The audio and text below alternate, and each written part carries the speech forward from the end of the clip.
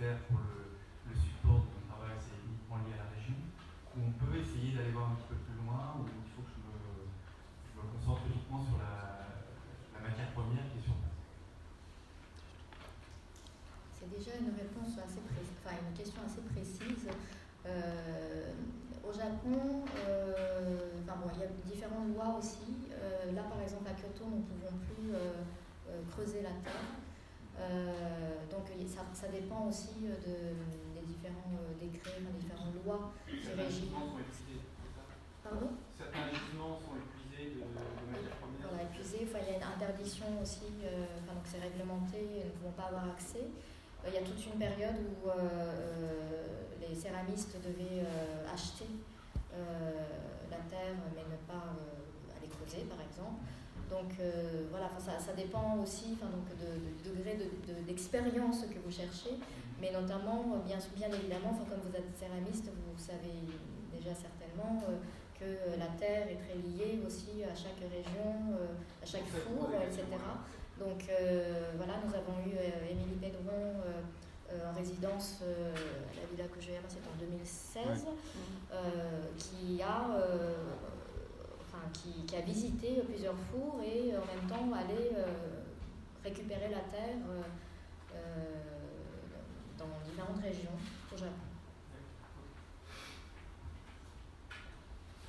Bonsoir. La Villa Kujuyama est basée à Kyoto. Je me demandais si on pouvait partir sur des projets plus itinérants ou aller passer d'autres périodes dans votre ville au Japon. Est-ce que c'est des choses que vous favorisez ou au contraire, est-ce que c'est vraiment d'avoir quelque chose d'extrêmement local ? Alors, c'est une question qui est toujours délicate. On n'a pas vraiment de réponse absolue, mais avec Charlotte, nous disons chaque fois que la Villa Kujuyama n'est pas qu'à Kyoto. Et la Villa Kujuyama est au Japon. Pour l'instant, on ne va pas dire la Villa Kujuyama est en Asie, mais bon, la Villa Kujuyama est effectivement au Japon. Et nous avons accueilli en 2019 différents projets dans les différentes disciplines qui nécessitaient de partir en voyage. Mais pour nous, c'est important quand même qu'il y ait un feedback au sein de la Villa Kujuyama, qu'on vous voit à un moment donné, que vous dialoguez avec l'équipe, avec les autres résidents, que vous êtes dans le partage et que vous profitez quand même de cet emplacement Kyoto, que vous ne considérez pas la Villa Kujuyama comme juste un hébergement. En tout cas, ça c'est important. Mais il n'est pas, on ne peut pas dire que les voyages, les projets dans d'autres régions sont incompatibles avec la Villa Kujuyama. Bonsoir. J'aimerais savoir, vous parliez de donner ces outils et dans certains métiers ça peut prendre quand même plus de place. Est-ce que le transport de ça est pris en charge dans l'aller-retour en France? Les outils. Non, pas du tout. Mais c'est des outils qui sont très lourds. Ce sont des outils de quel ordre? Parce que, normalement, non, on ne prend pas en charge. Parce que comme vous bénéficiez de l'allocation forfaitaire de séjour mensuel, donc ce qui vous permet également de faire ce type de dépenses. D'accord, parce que je travaille dans le bois, donc je peux vite être amené à faire traverser toute une caisse. D'accord, mais c'est des outils spécifiques que vous ne pouvez pas trouver au Japon? C'est pas exactement la même école, donc c'est les mêmes outils, mais japonais, donc ils sont pas vraiment pareils.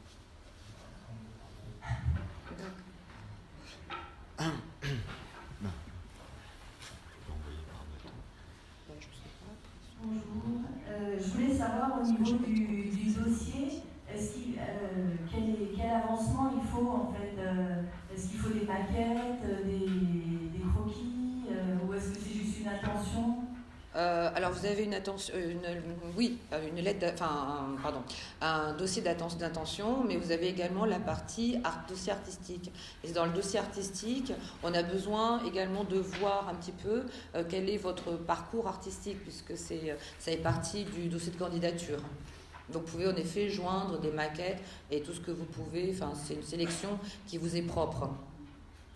pas nécessairement sur le projet. Non, pas du tout. C'est pas forcément en lien avec le projet. C'est sur vos travaux antérieurs. Voilà, ça peut être juste un travail de rédaction pour le projet de recherche.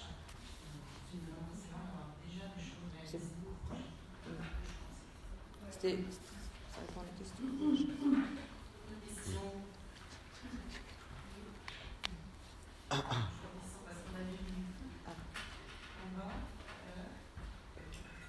Attends, je vais passer le.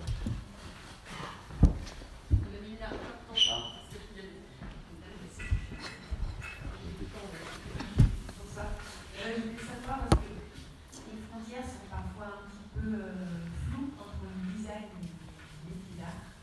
Et j'aurais voulu savoir la définition que vous faisait la Villa Kuyama entre le design et le métier d'art.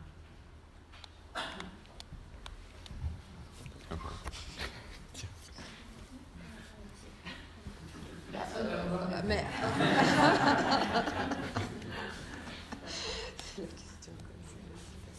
Alors, en effet, c'est une question délicate mais très intéressante. Et nous cherchons justement des projets qui pourraient peut-être aussi nous permettre de répondre à ces questions de frontières. Parce que, comme vous l'imaginez peut-être, quand on part d'ici, à la France, nous sommes quand même influencés par certaines catégorisations. Donc là, la question même que vous posez entre le design, le métier d'art, etc., bon, certaines questions ne se poseront peut-être pas forcément au Japon. Donc ça, c'est toute la difficulté, effectivement, pour nous-mêmes, parfois, de juger si le projet, parce que nous avons besoin, pour des raisons aussi organisationnelles, d'avoir des disciplines, mais est-ce que ça entre plutôt dans le design ou est-ce que c'est plutôt dans le métier d'art? On va dire que pour la Villa Kujoyama, jusqu'ici, nous n'avons pas travaillé avec les nomenclatures officielles, avec la catégorisation proposée par l'INMA, par exemple. Donc l'INMA a une définition de métier d'art. Nous allons les inscrire dans les métiers d'art, mais il y a aussi d'autres propositions que dans d'autres contextes, on nous dirait que ce serait plutôt du design, mais que nous voyons qu'il y a une valorisation d'un certain savoir-faire. Et un savoir-faire peut-être même séculaire.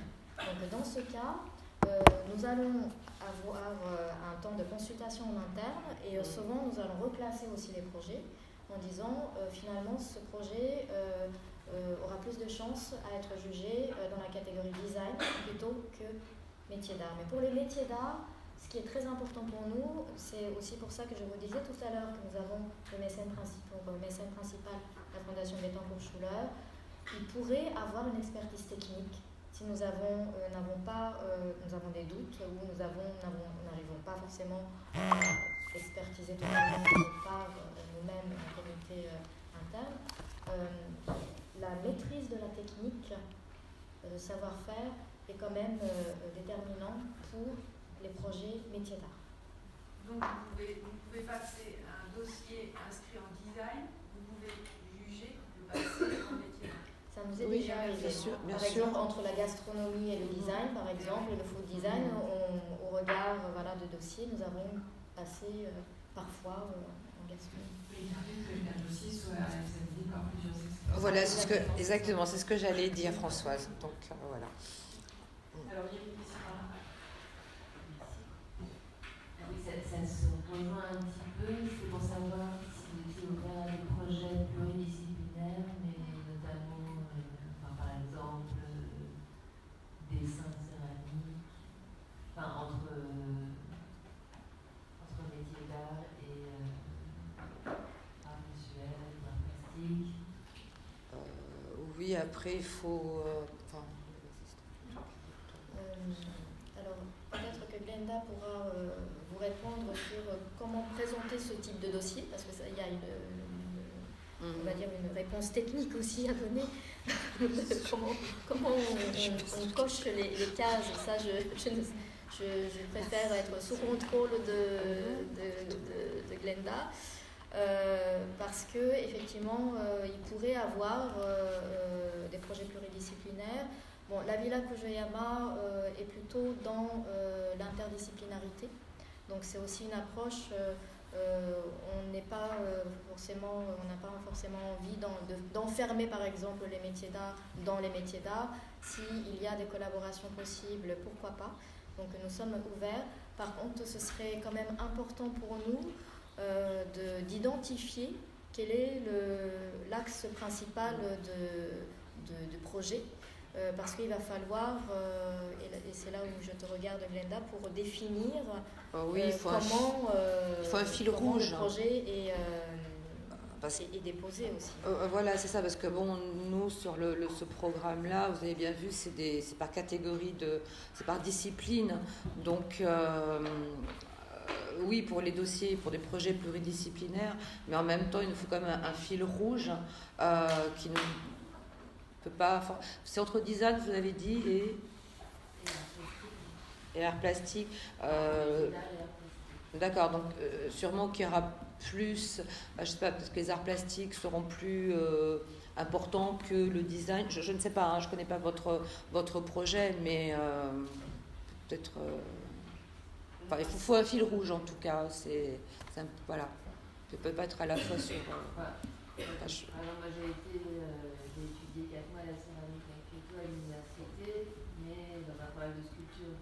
Oui. La céramique, j'ai appris avec des maîtres. Tout dépend du projet. Oui. Et alors du coup, je pense qu'on a la possibilité de choisir qu'une seule discipline. Oui, oui, c'est ça, il faut choisir une seule discipline. Après, on revient à la question précédente. Si jamais on a des doutes ou un doute, les experts qui sont concernés, forcément, expertiseront les dossiers. Donc le dossier sera expertisé dans 2 domaines. Je ne sais pas si c'est clair. Pardon ? Oui, un seul domaine. Voilà, ouais. Mais c'est à la lecture en fait de votre projet. Si on a un doute, on fera expertiser par un autre expert. Vous n'avez pas forcément coché dans la discipline initiale. Voilà. On est un peu obligé parce que c'est un peu compliqué sinon pour l'étude des dossiers, mais on s'y retrouve quoi qu'il en soit. Bonsoir.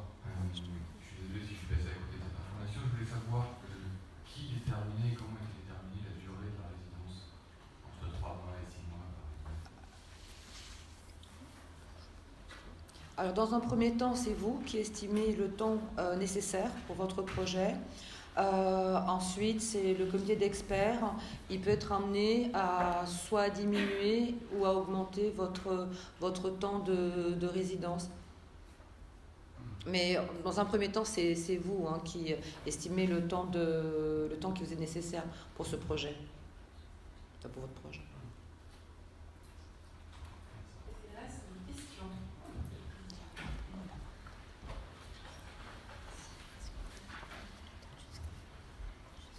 Bonsoir. Moi, j'ai une question par rapport à la constitution du dossier. Est-ce qu'un budget est attendu pour la constitution du dossier? Non, pas du tout. D'accord.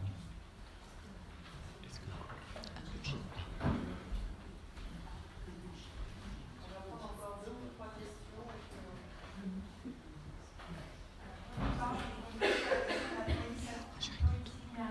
Excusez-moi. J'ai rien entendu, excusez-moi. Tu reviens sur... c'est mieux? Oui, c'est sur la mieux. question de la polydisciplinarité, parce que j'avais l'impression qu'on parlait peut-être d'un artiste qui travaillerait dans 2 disciplines en même temps. Et du coup, je ne sais pas si la réponse est la même pour le cas d'un duo, par exemple, de 2 disciplines différentes. Moi, par exemple, je suis designer et je travaille avec une chorégraphe. De là à dire quelle partie est la plus importante, justement, c'est le propre de la pluridisciplinarité de ne pas avoir une discipline par-dessus l'autre. Alors, est-ce que c'est entre guillemets un jeu qu'il faut jouer vraiment pour les candidatures, ou est-ce que c'est quelque chose qui est vraiment fort dans le déroulé de la résidence, de devoir vraiment accepter le projet dans une discipline particulièrement? Mais votre projet, il est plus... Enfin, si vous vous associez avec une chorégraphe, vous êtes designer, quel est le projet? En fait, il est plus design, plus chorégraphe. Qui apporte la... On apporte en même temps, oui, c'est un duo, exactement, c'est auquel comment ça se passe dans le cadre des duos, ça a l'air. Alors, je pense qu'il faudrait effectivement choisir, je crois, une discipline d'après l'Institut français. En revanche, il sera examiné, votre projet sera examiné à la fois par les experts des deux disciplines. Voilà, par les disciplines concernées en tout cas. Mais il faudrait le dire clairement, du coup, lorsqu'il s'agit de duo, qui vient de quel champ et qu'il s'agit bien d'un projet pluridisciplinaire et nous examinerons.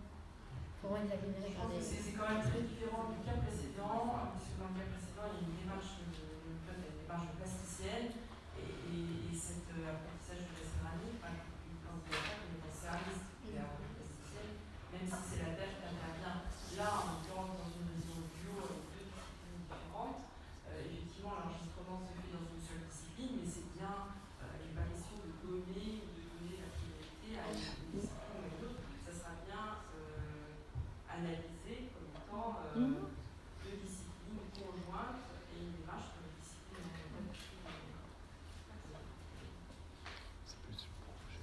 Après, ça dépend du projet, c'est ça. Comme ça, c'est un peu.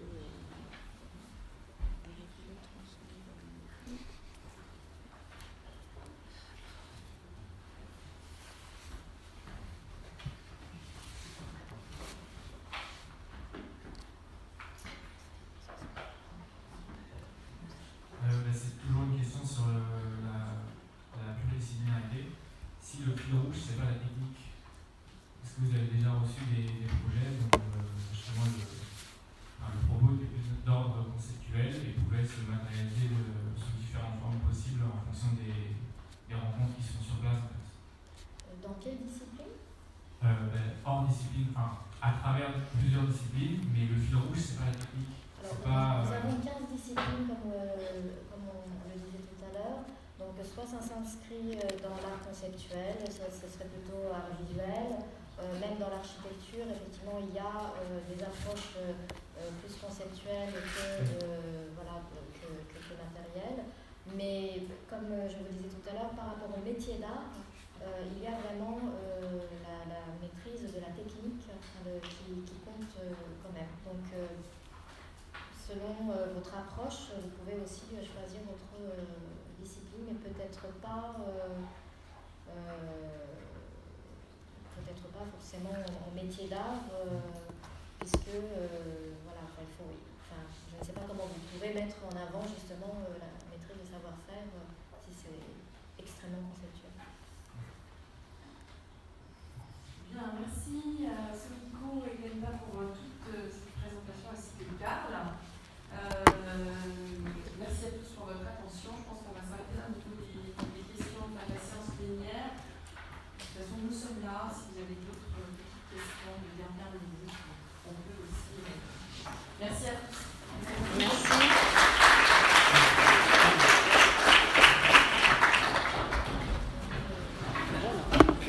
Merci Françoise. Et merci Françoise. Je pense qu'on peut s'arrêter. Oui, il va bien rester.